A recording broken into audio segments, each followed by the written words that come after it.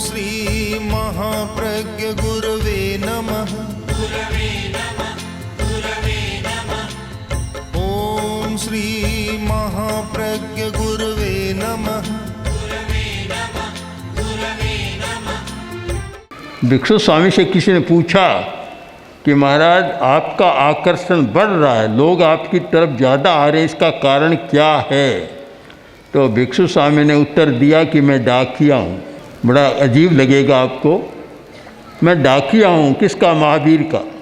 आगे आपने कहा कि कोई पति परदेश गया हुआ है और 10-5 वर्ष हो गए, वह आ नहीं रहा। आज जैसी स्थिति तो थी नहीं कि सुबह यहाँ शाम को बम्बई कलकत्ता कहीं मद्रास चला जाए, ये तो था नहीं। वह गया हुआ है और 5 वर्ष बीत गए, संवाद भी मुश्किल से कहाँ पहुँचता था। एक पत्र को पहुँचाने के लिए भी पता नहीं महीनों लग जाते थे। उस समय अचानक एक डाकिया आया और डाकिए का काम होता था पत्र पहुँचा देना घर घर पर। एक पत्र सेठानी के हाथ में दिया और देखा पति का पत्र है, पढ़ा। इतनी खुशी हुई कि डाकिया भाई बैठो, लो गर्म पानी है, स्नान करो, थोड़ा विश्राम करो। स्नान करा दिया कि अब भोजन करो। अब भोजन करने बैठा तो वह जितना बढ़िया भोजन होता सारा परोसती जा रही है, पूरी आव भगत की। और कि आज तो बड़ा अच्छा दिन है कि तू आया और ये मेरे मन की साध पूरी हो गई। आचार्य भिक्षु ने कहा कि वह जैसे पति परदेश है और पत्नी देश में है और डाकिया संवाद लेकर आता है तो पत्नी को इतना हर्ष होता है कि उसकी पूरी आव भगत करती है। तो महावीर तो परदेश गए हुए, निर्वाण हो गया उनका, तो दूर है वे। और हम जनता उनको चाहती है, महावीर को सुनना चाहती है, महावीर की वाणी को पढ़ना चाहती है, पर हम महावीर तो आएंगे नहीं। हम महावीर का संदेश लेकर डाकिए का काम करते हैं, इसलिए जहाँ जाते हैं वहाँ सब आव भगत होने लग जाती है। शायद यही बात हो सकती है कि हम भी वह भिक्षु स्वामी के शब्दों में वह संदेश वाहक का काम कर रहे हैं और वह संदेश जनता सुनती है और उनका आकर्षण बढ़ जाता है। बहुत आवश्यक है आज महावीर का संदेश। इसलिए नहीं कि वे जैन तीर्थंकर थे, इसीलिए नहीं कि वे राजकुमार प्रव्रजित हुए थे, किंतु इसलिए कि महावीर ने जिन सत्यों का उद्घाटन किया और जो सच्चाइयाँ समाज के सामने रखी और जिन बुराइयों पर प्रहार किया, वे आज मौजूद है, आज आवश्यक है। मैंने एक पुस्तक लिखी थी, महावीर का पुनर्जन्म। प्रश्न आए अनेक लोगों के कि महावीर का तो मोक्ष हो चुका, अब पुनर्जन्म कैसे? क्योंकि कुछ दर्शन तो मानते हैं कि मुक्त आत्मा भी परमात्मा भी अवतार लेकर धरती पर आता है, किंतु जैन दर्शन में ये मत नहीं है। जैन दर्शन का मत तो यह है कि जो मुक्त हो चुका फिर उसका कभी जन्म नहीं होता। तो प्रश्न स्वाभाविक था कि महावीर का पुनर्जन्म कैसे लिखा। एक जैन साध्वी जी, जैन समाज की साध्वी जी, जो उधर छत्तीसगढ़ में रायपुर में थी, उन्होंने पुस्तक का नाम सुना और कहा कि कैसे लिखा आचार्य महाप्रज्ञ ने, युवाचार्य महाप्रज्ञ ने, उस समय की बात है, ये कैसे लिखा? महावीर का पुनर्जन्म होता नहीं, यह सही नहीं है। थोड़ा विरोध भी शायद किया। बाद में वह पुस्तक उन तक पहुंची और पुस्तक को देखा और 50 पुस्तकों का ऑर्डर आ गया। आज महावीर की ज़रूरत है।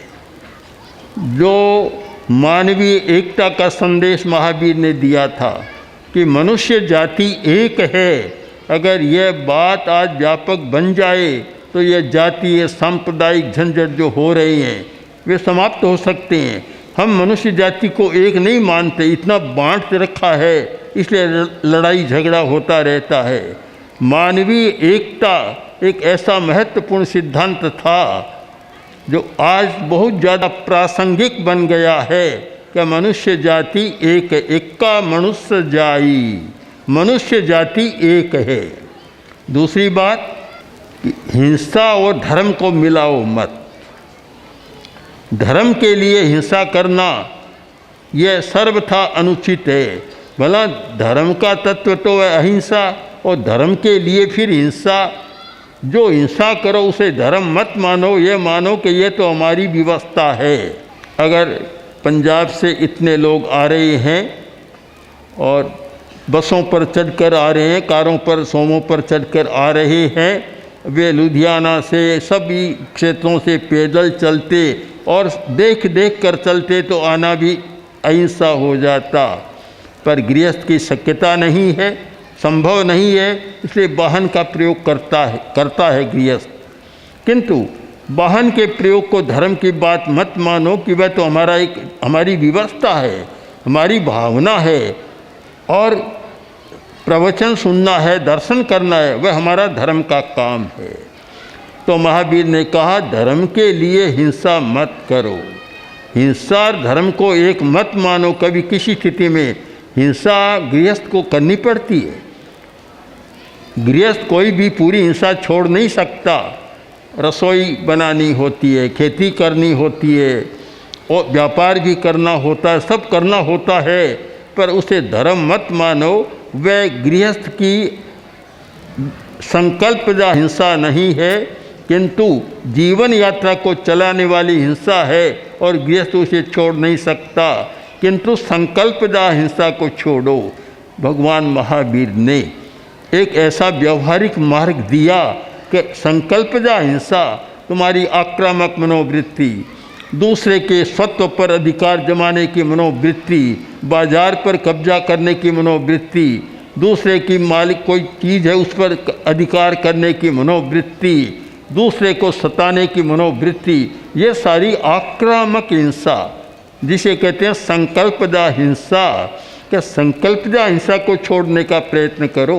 वर्तमान की दुनिया में ये संकल्पजा हिंसा बहुत हो रही है, बहुत ज़्यादा हो रही है।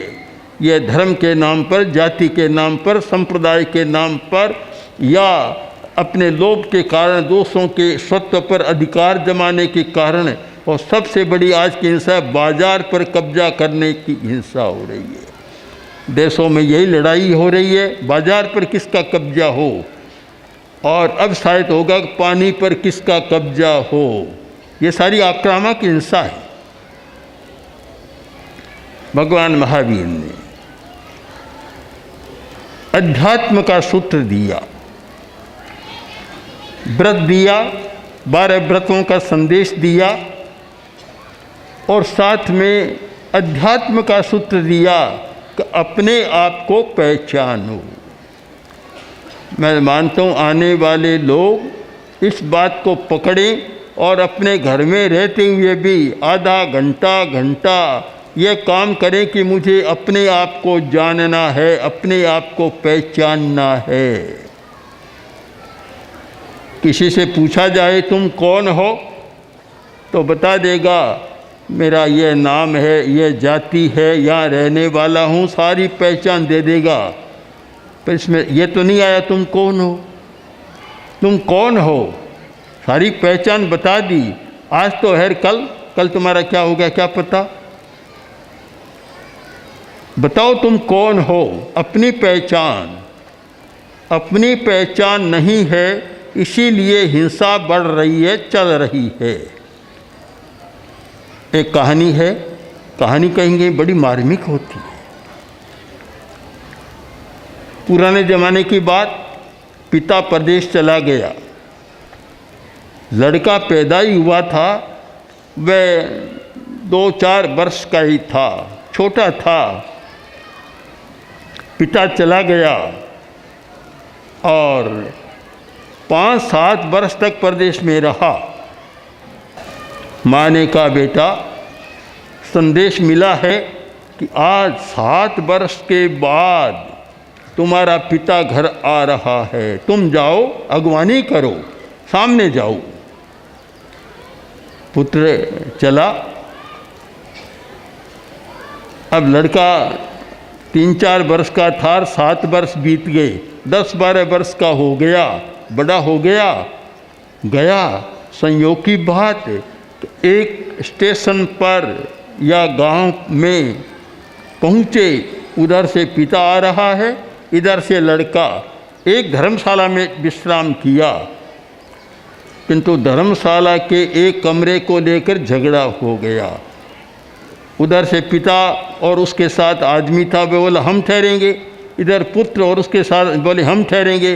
अब दोनों को पता नहीं कौन है, न बाप बेटे को जानता और न बेटा बाप को जानता। दोनों में झगड़ा हो गया। आखिर तेज झगड़ा हुआ तो वह बड़ा था अवस्था में और ये छोटा था, वहाँ से भागकर घर पर आ गया। आया, माँ ने कहा रे पिता मिल गए, कि पिता तो आए ही नहीं, माँ तुम कह रही थी कि आज आएंगे, आज पिताजी तो आए नहीं है, मैं आ गया हूँ। 1 घंटा बाद दरवाज़ा खुला घर का, पिता घर पर आए। अब माँ ने कहा बेटा देख ये तेरे पिता है। कि मेरे पिता है? कल तो मैं लड़ाई करके आया हूँ इसके साथ, पिता ने मेरे साथ लड़ाई की है एक कमरे को लेकर, और मैं सोचता कि इनको निकाल दूं और ये सोचता इसको निकाल दूं। आखिर झगड़ा हो गया, कलह हो गया, लड़ाई हुई। मैं छोटा था, हार गया, और पिताजी बड़े थे, जीत गए। कल तो लड़ाई, आज मेरे पिता। माँ ने कहा पहचानो, पहचान नहीं है। जब पहचाना तो लड़ाई की बात दूर हो गई और जाकर पैरों में चरणों में शीश झुकाया और माफ़ी मांगी। मानता हूँ कि शायद दुनिया में सारी लड़ाइयाँ इसीलिए हो रही है कि बाप बेटे को नहीं जान रहा है, बेटा बाप को नहीं जान रहा है। हम पदार्थ आत्मा को नहीं जान रहे और आत्मा पदार्थ को नहीं जान रही है कि पदार्थ की प्रकृति क्या है। पदार्थ को नहीं जानती आत्मा और पदार्थ आत्मा को नहीं जानता, इसीलिए सारा ये द्वंद्व हो रहा है, झगड़ा हो रहा है, पहचान नहीं है। अगर आदमी अपनी पहचान कर ले, अपने आप को जान ले और पदार्थ की प्रकृति को भी पहचान ले, दोनों को पहचान ले, तो शायद द्वंद्व समाप्त, लड़ाई झगड़ा समाप्त, फिर वह नहीं हो सकता। आवश्यकता है अपने आप को पहचानो। एक सूत्र दिया था, आत्मा को देखो अपना सत्य में सिज्जा, या आत्मा के द्वारा आत्मा को देखो, अपने आप को देखो, अपने आप को जानो।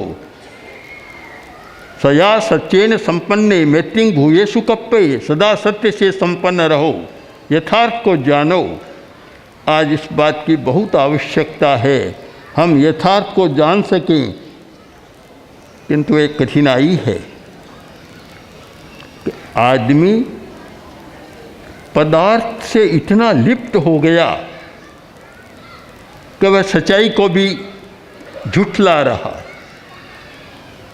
एक ऐसा मोह पैदा हो गया या ऐसी भ्रांति पैदा हो गई कि वह सच्चाई को नहीं समझ पा रहा है। भ्रांति कैसे मिटे? आज बड़ी आवश्यकता है, भ्रांति कैसे मिटे? सबसे पहले है कि वे भ्रांति को मिटाए, भ्रांति मिटे। एक जो भ्रांति पैदा हो रही है, और भ्रांति यह है कि आदमी केवल पदार्थ को जान रहा है, पदार्थ के आधार पर मूल्यांकन हो रहा है, अपने आप को नहीं जान रहा है। बहुत आवश्यक है अपने आप को जानने का प्रयत्न। शक्ति है पास में, अपने भीतर बहुत शक्तियां हैं, पर शक्तियों का उपयोग नहीं हो रहा है। नहीं होने का कारण प्रमाद, मूर्छा, भ्रांति, ये 3 शब्द ऐसे हैं। मूर्छा है, भ्रांति है और प्रमाद है। आदमी पहचान नहीं रहा है, अपने आप को भी नहीं पहचान रहा है। और पहचानने का मौका आता है तो भी प्रमाद बीच में आ जाता है, कभी मूर्छा बीच में आ जाती है और चिंतन सही नहीं होता। सही चिंतन के अभाव में आज काफ़ी समस्याएं पैदा हो रही है। एक गरीब आदमी एक साधु सन्यासी तपस्वी के पास गया। तपस्वी बहुत पहुंचा हुआ था। उसके पास गया और बोला कि महाराज बहुत दुखी हूँ, गरीबी बहुत, धंधा नहीं चलता, बड़ी दयनीय दशा हो रही है। और ये भाषा जो मैंने अभी जिस भाषा का प्रयोग किया, इस भाषा को लगभग 12 महीनों में 365 दिनों में 1000 बार तो हम सुनते ही हैं, लगभग कम से कम। बहुत लोग आते हैं इसी भाषा में बोलते हैं कि बहुत दुखी हूँ, गरीब हूँ, धंधा चौपट हो गया, काम नहीं चल रहा है, आदि आदि, इन शब्दों में बात सुनते हैं। तो सन्यासी के पास भी, तपस्वी के पास भी यही बात इन्हीं शब्दों में दोहराई। आखिर बात होते होते थोड़ी करुणा आ गई और देखा कि आदमी तो भला है, सच बोल रहा है, झूठा नहीं बोल रहा है। तो सन्यासी ने अपने झोले में से एक पत्थर निकाला।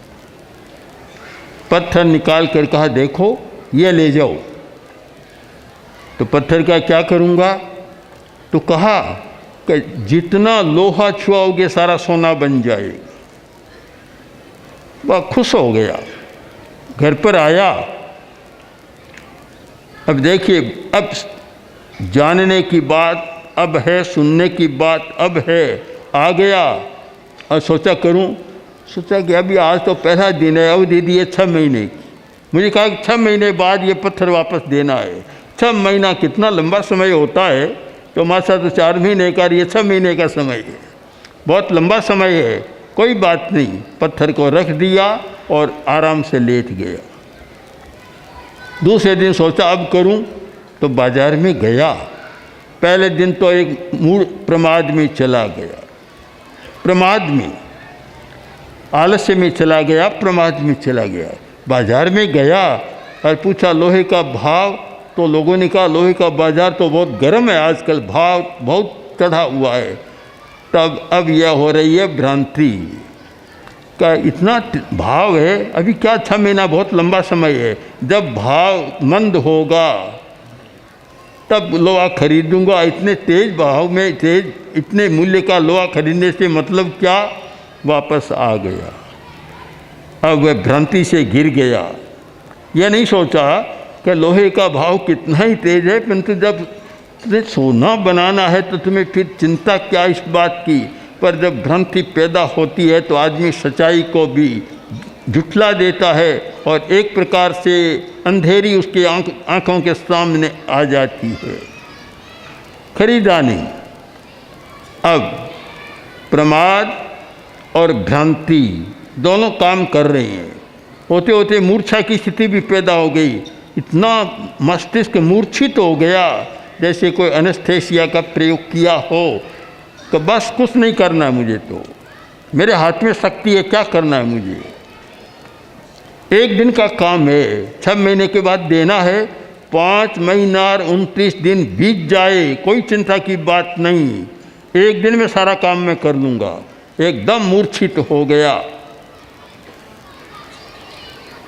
आराम से रहा, प्रमाद में रहा, भ्रांति में रहा और मूर्छा में रहा। 6 महीने बीत गए और सन्यासी सामने आकर खड़ा हो गया। क्या लाओ मेरा पत्थर। और तब आँख खुली कि बोला महाराज क्षमा करो, माफ़ करो, मैंने तो अभी सोना बनाया ही नहीं। सन्यासी ने कहा मैं नहीं जानता बनाया नहीं बनाया, मेरा वचन सत्य। मैंने कहा 6 महीने बाद ले लूँगा, अभी लाना है तुमको। आखिर विवश होकर पत्थर दिया और बोला, बहुत गिड़गिड़ाया। तो सन्यासी ने कहा कोई बात नहीं, मैं दूंगा नहीं, यहाँ तो तुम्हारे घर में कुछ हो तो ले आओ। आखिर घर में खोजा और कुछ नहीं मिला। एक सुई पड़ी थी, सुई लार दी, सोई का लोहा की सुई थी, सोना बन गया। सन्यासी अपना पत्थर लेकर चला गया। बड़ी मर्म की कहानी है। हमारे पास भी पारस है, शक्ति है। हमारा मस्तिष्क तो इतना मूल्यवान है कि शायद हजारों पारस पैदा कर सकता है। मानवीय मस्तिष्क की बहुत विचित्र शक्ति है, पर कुछ व्यक्ति प्रमाद के कारण, कुछ व्यक्ति भ्रांति के कारण और कुछ व्यक्ति मूर्छा के कारण अभी सोचते हैं कि अभी तो बहुत समय है, अभी तो लोहे का भाव बहुत तेज है, अभी काफ़ी समय है। इस चिंतन में रह जाते हैं और एक दिन शक्ति सामने लेने वाला आता है, तब गिड़गिड़ाता है। जैसे होता है ना, बहुत सारे लोग अंतिम समय में बहुत गिड़गिड़ाते हैं कि मैंने कुछ किया नहीं, अब यह हो गया, वह हो गया। बस वह कुछ होता नहीं, नियति का काम है, पत्थर लेकर चले जाओ। चिंतन करें। अभ्रांत जीवन, मूर्छा नहीं जागरूकता का जीवन, प्रमाद नहीं वीर्य का जीवन। जो व्यक्ति जीता है उसे कुछ मिल जाता है, वह कुछ कर लेता है। देखता हूँ कि ये चक्र, भ्रांति का चक्र, प्रमाद का चक्र और मूर्छा का चक्र इतना सघन चल रहा है कि उसकी लपेट में लगभग बहुत बड़ा संसार आ रहा है। आवश्यकता है कि हम भ्रांति में न रहें, सच्चाई को समझने का प्रयत्न करें।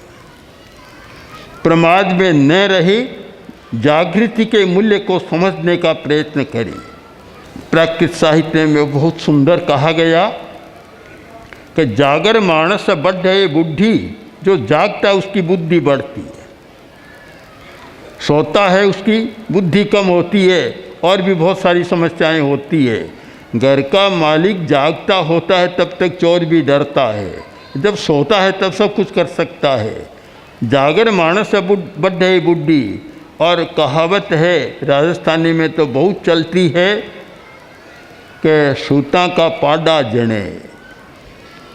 जागता है उसके तो पाडी हो जाती है, सो रहा है, नींद ले रहा है, उसके पाडा हो जाता है। तो जागर मानस बुद्धि बुद्धि, जागृति के क्षण में जीने का अभ्यास करो। भ्रांति नहीं, प्रमाद नहीं, मूर्छा भी नहीं। मूर्छा इतनी गहरी है, मूर्छा, उस मूर्छा को भी तोड़ने का प्रयत्न करें। हम सदा ये कहते हैं सूंग नहीं सूंग आदि एनेस्थेसिया का या कोई भी मूर्छा लाने वाले द्रव्य का प्रयोग किया, वो चेतना मूर्छित हो जाती है। मैं देखता हूँ आज हिंसा का चक्र इसीलिए ज़्यादा चल रहा है कि इन मिथ्या अवधारणाओं के कारण मानव का मस्तिष्क जैसे मूर्छित हो गया, चेतना लुप्त हो गई। अब वह सोचता नहीं है, तो कोई आश्चर्य भी नहीं है। इन तीनों को हम चक्रों को कैसे तोड़ सके? एक प्रमाद का चक्र, एक भ्रांति का चक्र और एक मूर्छा का चक्र। इन तीनों को तोड़ सके, मैं मानता हूँ शायद आने वाले लोगों का प्रयोजन यही है।